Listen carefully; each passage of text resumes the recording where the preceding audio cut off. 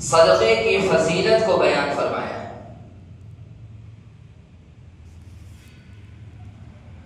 کہ اللہ کے راستے میں خرچ کرنے اور اللہ کے راستے میں اپنے مال کو دوسروں کو دینے کی کیا کیا فضیلتیں ہیں، ان فضیلتوں کو مثالوں کے ذریعے سے اور کئی شرائطوں کے ذریعے سے بیان کیا۔ اس آیتوں کے اندر اللہ تعالیٰ نے مثبت شرائط کو بیان کیا اور صدقہ یعنی انفاق فی سبیل اللہ، اللہ کے راستے میں خرچ کرنے کو مثال کے ساتھ بیان فرمایا۔ مثال دے کر اللہ نے ارشاد فرمایا اگر اللہ تعالیٰ چاہتے تو بغیر مثال کے مختصراً بھی بیان کر سکتے تھے، لیکن اللہ تعالیٰ نے مثال دے کر انسانوں کو سمجھایا تاکہ انسانوں کو مثال کے ذریعے سے اس بات کو سمجھنا آسان ہو جائے۔ اس لیے کہ عربی کا مقولہ ہے کہ تمثیل سے تفہیم میں تسہیل ہوتی ہے، مثالوں سے باتوں کو سمجھنے میں آسانی ہوتی ہے۔ اسی طرح اللہ تعالیٰ نے اس آیت کے اندر انفاق فی سبیل اللہ کے متعلق مثبت پہلوؤں کو بیان کر کے ارشاد فرماتے ہیں کہ وہ لوگ جو اللہ کے راستے میں خرچ کرتے ہیں۔ اس سے پہلے ایک بات جان لینی چاہیے کہ اللہ تعالیٰ نے اپنے راستے میں خرچ کرنے والوں کے متعلق قرآن میں کہیں انفاق کا لفظ استعمال فرمایا ہے، کہیں صدقہ کا لفظ استعمال فرمایا ہے، اور کہیں اطعام کا لفظ فرمایا ہے، اور کہیں ایتاء الزکاۃ کا لفظ فرمایا ہے۔ لیکن اس رکوع کے اندر انفاق اور صدقہ کا تذکرہ آیا ہے، تو اس انفاق اور صدقے سے خلاصہ یہ ہے کہ یہاں صدقہ اور مبررات یعنی صدقہ نافلہ اور انفاق فی سبیل اللہ کے متعلق اللہ تعالیٰ بیان فرما رہے ہیں کہ نفلی صدقوں کے متعلق، چاہے وہ نفلی صدقہ کسی کی نیت کرنے کی وجہ سے واجب ہو جاتی ہوں، لیکن ایتاء الزکاۃ کا لفظ وہ خاص زکوٰۃ کے لیے لفظ فرمایا جو صدقہ واجبات، صدقہ فرض ہے انسان کے اوپر۔ تو اس آیت کے اندر اللہ تعالیٰ نے ایک مثال دے کر انسانوں کو یہ سمجھایا کہ جب انسان اللہ کے راستے میں اپنا مال خرچ کرتے ہیں تو اللہ تعالیٰ اس کو کس درجے تک ثواب دیتے ہیں۔ مثل الذین ينفقون اموالهم فی سبیل اللہ، کہ جو شخص اللہ کے راستے میں اپنے مال کو خرچ کرتا ہے، کمثل حبہ، اس کی مثال ایک دانے سے دی کہ جس طرح ایک عمدہ قسم کا دانہ زمین پر بویا جائے، پھر اس دانے سے ایک درخت نکلے اور اس درخت کے اندر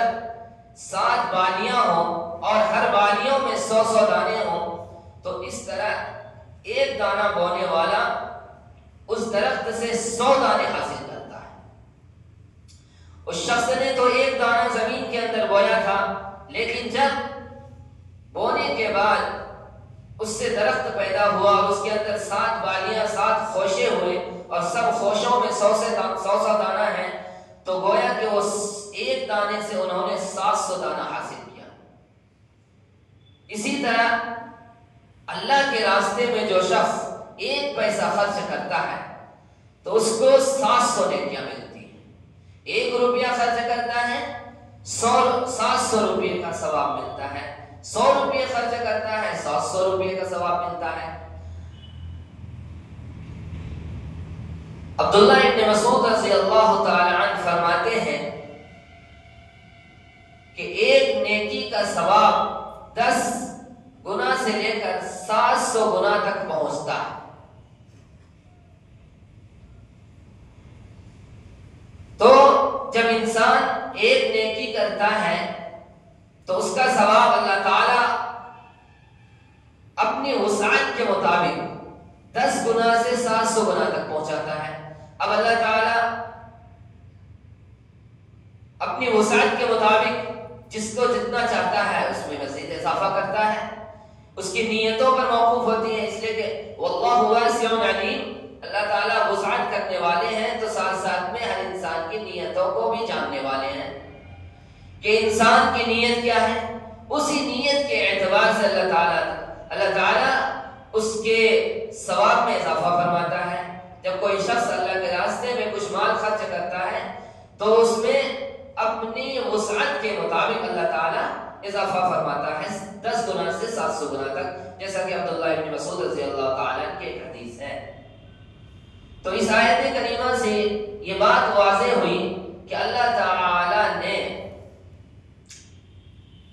انسان کو ایک نیکی کا ثواب 700 نیکی عطا فرماتا ہے۔ اس کے لیے شرائط ہے، شرط یہ ہے، 3 شرطوں کو بیان کیا کہ ایک کاشتکار ایک دانے سے 700 دانہ اس وقت تک حاصل نہیں کر سکتا جب تک کہ یہ 3 شرطوں کو ملحوظ نہ رکھا جائے۔ پہلی شرط جو بیان کی گئی ہے، مفسرین نے جو بیان کیا ہے کہ کاشتکار جب دانہ زمین پر بوئے تو وہ دانہ عمدہ قسم کا ہونا چاہیے۔ اگر دانہ خراب ہوگا تو پھر اس دانے سے وہ 100 دانہ حاصل نہیں کر سکتا۔ اسی طرح دوسری شرط کہ کاشتکار جو اس دانے کو بو رہا ہو، اس دانے کو بونے وقت زمین کاشتکاری کے لائق ہونی چاہیے۔ اگر وہ دانہ اس زمین میں ڈالنے کے بعد اس زمین کے اندر کاشتکاری کی صلاحیت نہیں ہوگی تو وہ دانہ وہاں ضائع ہو جائے گا۔ اس لیے پہلی شرط تھی کہ عمدہ دانہ ہو، دوسری شرط کہ جس زمین پر وہ دانہ بویا جائے اس زمین کا بھی زرخیز یعنی دانہ اگانے کی صلاحیت ہونی چاہیے۔ بنجر زمین یا ایسی زمین جس پر دانہ اگانے کی صلاحیت نہ ہو، اس زمین پر اگر کوئی شخص اس دانے کو بو دیتے وہ اس سے 100 دانہ حاصل نہیں کر سکتا۔ تیسری شرط یہ بیان کی مفسرین نے کہ جو کاشتکار ہوگا اس دانے کو بونے والا وہ اس کاشتکاری کا ماہر فن بھی ہونا چاہیے۔ اگر وہ ماہر فن نہیں ہوگا تو اس کے اندر وہ صلاحیت نہیں ہوگی کہ کس انداز سے اس دانے کو زمین پر بویا جائے کہ جس کی وجہ سے وہ 100 دانے اگائیں۔ اسی طرح اعمال صالحہ اور انفاق فی سبیل اللہ کے لیے بھی 3 شرط ہیں۔ پہلی شرط یہ بیان کی گئی کہ جو شخص اللہ کے راستے میں اپنا مال خرچ کرتا ہو تو اس کے لیے ضروری ہے کہ وہ مال پاک ہو اور حلال ہو،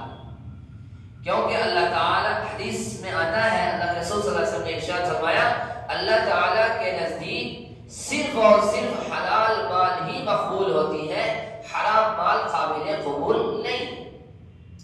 پہلی شرط یہ۔ دوسری شرط یہ ہے کہ انفاق فی سبیل اللہ، اللہ کے راستے میں خرچ کرنے والوں کی نیت درست ہو، نیت صاف ہو، خالص اللہ کے لیے وہ صدقہ کرتا ہو، نام و نمود اور اپنے نام کو روشن کرنے کے لیے وہ صدقہ اللہ کے راستے میں نہیں کر رہا ہو،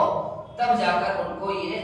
اجر اور ثواب ملے گا، ورنہ اس کاشتکار کی طرح ہوگا کہ اگر وہ بنجر زمین پر دانہ ڈال دے تو ضائع ہو جائے گا۔ ایسا ہی اگر اس کی نیت کے اندر نام و نمود اور نام روشن کرنے کی نیت ہو، ریاکاری ہو، تو پھر اس کا صدقہ بھی ضائع کر دیا جائے گا اس کاشتکاروں کی طرح جنہوں نے اپنے دانے کو بنجر زمین میں بو دیا۔ تیسری شرط یہ ہے کہ مستحقین تک وہ صدقہ پہنچے، مستحق کو ڈھونڈ کر وہ صدقہ دیا جائے۔ ایسا نہیں ہے کہ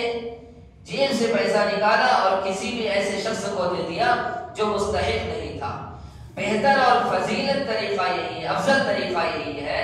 کہ جب آپ صدقہ دیں، اللہ کے راستے میں اپنا مال خرچ کریں تو جو ان کا صحیح مصرف ہو ان کو تلاش کریں، جو صحیح مستحق ہو مستحق تک وہ مال پہنچ جائے، تب آپ کو کلی طور پر اس صدقہ کرنے کا ثواب حاصل ہوگا، ورنہ پھر آپ کو ثواب 700 گنا تک حاصل نہیں ہو سکتا، جیسا کہ اس آیت کریمہ میں اللہ نے ارشاد فرمایا فی کل سنبلۃ مئۃ حبۃ واللہ یضاعف لمن یشاء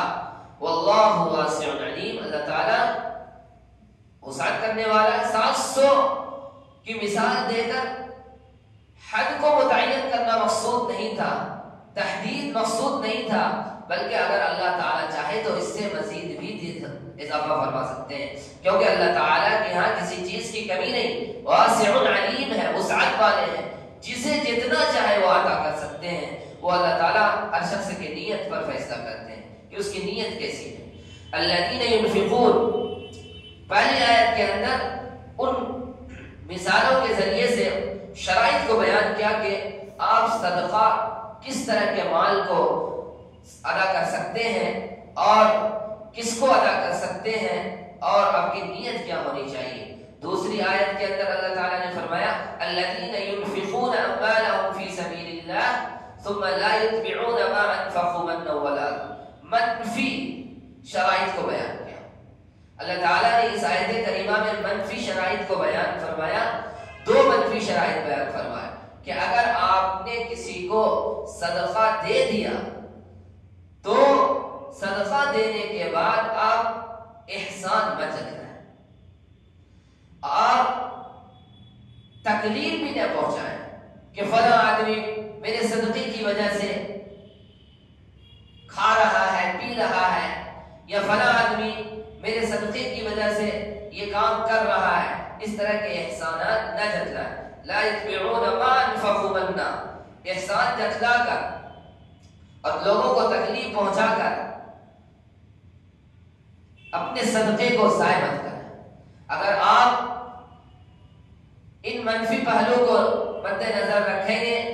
تب جا کر آپ کا صدقہ قابل قبول ہوگا، ورنہ اگر آپ صدقہ کر کے احسان جتلا دیے یا ان کو کسی طرح سے تکلیف پہنچا دیے یا کوئی دل آزاری کیے یا کوئی الفاظ کے ذریعے سے ان کو تکلیف پہنچائے یا عملاً تکلیف پہنچائے تو پھر آپ کا صدقہ قابل قبول نہیں ہوگا۔ اس لیے آگے کہا لہم اجرہم عند ربہم، اگر آپ نے احسان نہیں جتلایا اور تکلیف نہیں پہنچائی تو پھر ان کا اجر آپ کے رب کے پاس محفوظ ہے، یعنی آپ نے جو صدقہ ادا کیا اس کا بدلہ، اس کا ثواب اور اس کا اجر آپ کے رب کے پاس یعنی اللہ تعالیٰ کے پاس محفوظ ہے آپ کا۔ اور اس کا فائدہ کیا ہوگا کہ آپ کو کوئی غم اور کوئی ڈر اور کوئی خوف نہیں ہوگا۔ قول معروف ومغفرۃ خیر من صدقۃ یتبعها اذى کے ذریعے سے انہی دو منفی شرائط کو مزید مضبوطی کے ساتھ بیان فرمایا کہ قول معروف ومغفرۃ خیر من صدقۃ یتبعها اذى، کہ آپ اگر ناداری یا معذوری کی حالت میں ہو سکتا ہے کہ بسا اوقات انسان کے پاس پیسہ نہیں ہو، کوئی سائل آ گیا مانگنے کے لیے تو سائل کے جواب میں آپ سائل جب سوال کریں تو آپ اس کو نرم انداز سے معقول طریقے سے سمجھا دیں، معذرت پیش کر لیں، درگزر کر لیں۔ اگر آپ اس کو معقول طریقے سے سمجھا دیے، معقول طریقے سے بتا دیے کہ ابھی میرے پاس صدقہ دینے کے صلاحیت نہیں ہے، آپ آئے ہیں سائل بن کر لیکن میں ابھی اس قابل یا اس لائق نہیں ہوں کہ آپ کو دے سکوں۔ اگر آپ معقول طریقے سے سمجھائے پھر بھی انہوں نے آپ کے ساتھ بدتمیزی کی تو مغفرہ درگزر کر دیں، پھر بھی آپ ان کے ساتھ بدسلوکی نہ کریں، درگزر کر دیں۔ اس لیے کہ سورہ ضحیٰ کے اندر بھی اللہ تعالیٰ نے فرمایا وَأَمَّا السَّائِلَ فَلَا تَنْهَرْ، جب آپ کے دروازے پر کوئی سائل دستک دے تو ان کو چھڑکو نہیں، ان کو بھگاؤ مت، بلکہ معقول طریقے سے اگر آپ دے سکتے ہیں تو دے دیں، نہیں دے سکتے ہیں تو یا آپ اس وقت نہیں دینے کے قابل ہیں، لائق ہیں تو آپ ان کو معذرت کر لیں یا معقول طریقے سے عذر پیش کر دیں۔ انہی کی وضاحت قول معروف و مغفرۃ کے ذریعے فرمایا کہ قول معروف و مغفرۃ خیر من صدقۃ یتبعها اذى، اس طرح کے معذرت پیش کرنا اور بہتر طریقے سے اس کو سمجھا دینا اس صدقہ کرنے سے بہتر ہے کہ جس صدقے کے بعد احسان جتلایا جائے۔ آپ نے یہاں صدقہ نہیں دیا بلکہ ان کو طریقے سے سمجھا دیا، معذرت کر لی، تو آپ اس شخص سے بڑھیا ہیں، اس شخص سے بہتر ہے، احسن ہے، مستحسن ہے جنہوں نے صدقہ دیا اور پھر وہ صدقہ دینے کے بعد بار بار ان پر احسان جتلاتا ہے، بار بار ان کو کہتا ہے کہ میرے دیے ہوئے میرے ٹکڑوں پر پل رہے ہو، میرے دیے ہوئے کھانوں پر زندگی بسر کر رہے ہو، اس شخص سے بہتر ہے یہ شخص جنہوں نے صدقہ نہیں دیا لیکن سائل کو انہوں نے طریقے سے قائل کر کے اپنے دروازے سے بھیج دیا، تو یہ شخص بہتر ہے اس شخص سے جو شخص صدقہ دے کر احسان جتائے اور تکلیف پہنچائے۔ واللہ غنی حلیم، اس لیے کہ اللہ تعالی بے نیاز ہے۔ جو مال تم اللہ کے راستے میں خرچ کرتے ہو وہ اللہ کو اس مال کی ضرورت نہیں ہے، تم جو اپنے مال کو اللہ کے راستے میں خرچ کرتے ہو وہ صرف اپنے فائدے کے لیے، اپنے اعمال میں بڑھوتری کے لیے، اپنے ایمان میں پختگی پیدا کرنے کے لیے خرچ کرتے ہو، اللہ پر احسان نہیں کرتے ہو بلکہ اپنے اوپر احسان کرتے ہو کہ ہمارے اعمال کے اندر بڑھوتری ہو جائے، ہمارے نام اعمال میں ثواب کی زیادتی ہو جائے، اسی لیے تم جو مال خرچ کرتے ہو وہ صرف اور صرف اپنی بہتری کے لیے اور اپنے اعمال میں مزید اضافہ کے لیے خرچ کرتے ہو، اس لیے کہ اللہ کو تمہارے مال کی ضرورت نہیں ہے۔ اللہ غنی ہے، بہت بڑا غنی ہے، بے نیاز ہے، ہر چیز سے بے نیاز ہے، کسی چیز کو اس کو کوئی ضرورت نہیں ہے۔ حلیم، واللہ غنی حلیم، اور برداشت کرنے والے ہیں، بردبار ہیں، تحمل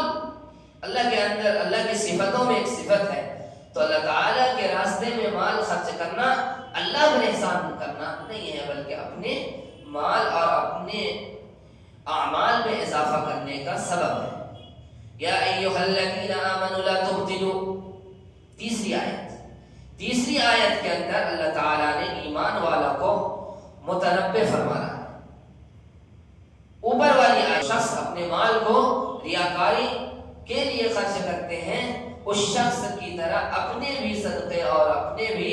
خیرات کو تم ضائع مت کرو، کیونکہ جو شخص اس طرح کرتا ہے کہ صدقہ دیتا ہے پھر ریاکاری کرتا ہے، دکھاوا کرتا ہے، لوگوں کو دکھانے کے لیے صدقہ کرتا ہے تو اس کا مال، اس کا اعمال اور اس کا ثواب ضائع ہو جاتا ہے، تم بھی اس کی لسٹ میں مت شامل ہو۔ رِيَاءَ النَّاسِ وَلَا يُؤْمِنُونَ بِاللَّهِ وَالْيَوْمِ الْآخِرِ، اور وہ لوگ اللہ پر ایمان اور آخرت پر ایمان نہیں رکھتے ہیں۔ فَمَثَلُهُ كَمَثَلِ صَفْوَانَ، ایمان نہیں رکھتے ہیں، یعنی وہ لوگ اللہ پر ایمان نہیں رکھتے ہیں تو وہ صدقہ یا اللہ کے راستے میں یا کسی بھی طریقے سے خرچ کرتے ہیں تو اس کے دکھاوا، جب ایمان نہیں تو اس کے انفاق فی سبیل اللہ بھی قابل قبول نہیں ہے۔ وَلَا يُؤْمِنُ بِاللَّهِ کا کر یہاں یہ مراد ہے کہ ایسا کام کہ انفاق فی سبیل اللہ، اللہ کے راستے میں خرچ کرنے کے بعد احسان جتلانا اور تکلیف پہنچانا، ایمان والوں کے لیے یہ خیال کرنا ممکن ہی نہیں، اس لیے کہ ریاکاری ایمان کے اندر خلل پیدا کر دیتی ہے۔ کامل مومن کی علامت ہی نہیں ہو سکتی ہے کہ جب وہ اللہ کے راستے میں اپنا مال خرچ کرے اس کے بعد احسان جتلائے یا اس کے بعد لوگوں کو تکلیف پہنچائے، یہ کامل مومن کی علامت نہیں ہو سکتی۔ اسی لیے لا یؤمن باللہ یہاں پر تاکیداً بیان کیا، پھر کہا فَمَثَلُهُ كَمَثَلِ صَفْوَانٍ عَلَيْهِ تُرَابٌ فَأَصَابَهُ وَابِلٌ فَتَرَكَهُ صَلْدًا، کہ اس شخص کی مثال ایسی ہے جو صدقہ کر کے دکھاوا کرتے ہیں تو اس کا مال کس طرح ضائع ہوتا ہے، اس کو اللہ تعالیٰ نے اس آیت کے اندر مثال کے طور پر مثال دے کر سمجھایا کہ کمثل صفوان علیہ تراب، ایک چکنی چٹان ہو، صاف ستھرا چٹان ہو، اس پر کچھ مٹی کی دھول ہو اور کچھ لوگ اس پر کاشتکاری کرنا چاہیں، کچھ غلہ اگانا چاہیں، پھر جب وہ غلہ اس پر بو دے پھر زور کی بارش آتی ہے اور اس مٹی کو اس چٹان سے بہا دیتی ہے تو گویا کہ اس کی کاشتکاری اس پر سے برباد ہو جاتی ہے۔ ایسا ہی اس شخص کا اعمال برباد ہو جاتا ہے جو انفاق فی سبیل اللہ، اللہ کے راستے میں خرچ کرنے کے بعد ریاکاری کرتے ہیں، دکھاوا کرتے ہیں۔ اسی کی مثال دی اس چٹان سے کہ جس چٹان پر ہلکی سی دھول لگی ہوئی ہو اور اس پر کاشتکاری کی جائے، پھر اس پر زور کی بارش آئے اور اس کو صاف کر دے، دوبارہ اسی طرح چکنی چوپڑی کر دے، تو اس کاشتکاری کرنے والے کی کاشتکار برباد ہو جاتی ہے۔ ایسا ہی صدقہ کرنے کے بعد اگر ریاکاری اور نمود ہو تو اس کا بھی اعمال اور اس کا ثواب برباد ہو جاتا ہے۔ لا يقدرون شيئا، ایسے لوگ اپنی کمائی کا کچھ بھی ہاتھ نہیں لگا سکتے، کچھ بھی فائدہ ایسے شخص کو نہیں ہوتا ہے۔ واللہ لا يهدي القوم الكافرین، اور اس اللہ تعالیٰ کافروں کو ہدایت نہیں دیتے۔ اس آیت سے اللہ تعالیٰ نے ایک خاص موقف کی طرف ارشاد فرمایا کہ اللہ تعالیٰ کی آیات تمام انسانوں کے لیے عام ہے۔ جو شخص بھی چاہے اللہ تعالیٰ کی آیات سمجھ کر راہ راست میں داخل ہو سکتا ہے، لیکن جب یہ آیتیں کفاروں کے سامنے پیش کی جاتی ہیں تو وہ آیتوں کا مذاق اڑاتے ہیں، استہزاء اور تمسخر کرتے ہیں، آپس میں ان آیتوں کا مذاق اڑاتے ہیں۔ ان مذاق اڑانے کے بدلے میں کیا ہوتا ہے کہ اللہ تعالیٰ ان کو کبھی بھی ہدایت کی توفیق نہیں عطا فرماتا۔ لا يهدي القوم الكافرین، سیدھے راستے پر ان کو کبھی بھی نہیں لاتا۔ جو اللہ کی آیتوں کو سن کر مذاق اڑاتے ہوں، اللہ کی آیتوں کو سن کر تمسخر کرتے ہوں، ایسے شخص کو اللہ تعالیٰ کبھی بھی ہدایت کی توفیق نہیں عطا کرتا ہے۔ اور وَمَثَلُ الَّذِينَ يُنْفِقُونَ أَمْوَالَهُمُ ابْتِغَاءَ مَرْضَاتِ اللَّهِ، اس آیت کریمہ میں اللہ تعالیٰ نے مثبت شرائط کو بیان کیا، اوپر منفی شرائط کو بیان کیا گیا تھا، اور اللہ تعالیٰ نے اس آیت کے ذریعے سے مقبول انفاق اور مقبول صدقہ کو بیان کیا گیا کہ آپ کا صدقہ کب مقبول ہوگا۔ اسی کو اللہ تعالیٰ نے فرمایا وَمَثَلُ الَّذِينَ يُنْفِقُونَ أَمْوَالَهُمُ ابْتِغَاءَ مَرْضَاتِ اللَّهِ، اور وہ لوگ جو اپنے مال کو اللہ کی خوشنودی حاصل کرنے کے لیے، اللہ کی رضا کے لیے خرچ کرتے ہیں اور اپنے نفسوں کو پختہ کرنے کے لیے خرچ کرتے ہیں، تو ان کی مثال دی گئی کہ ان کی مثال دے کر یہ بیان کیا گیا کہ اللہ تعالیٰ ان کے صدقے کو، صدقے نافلہ ہو یا صدقے واجبہ ہو یا جو بھی ہو، ان کے صدقے کو مقبول کرتے کیسے ہیں، ایک مثال سے بیان کیا کہ کمثل جنت بربوة أصابها وابل فآتت أكلها ضعفين، اس کی مثال ایسی ہے جنہوں نے اللہ کے راستے میں اپنے مال کو اللہ کی خوشنودی کے لیے اور اپنے نفس کے پختگی کے لیے خرچ کیا۔ اس کی مثال ایسی ہے جیسے کہ ایک باغ ہو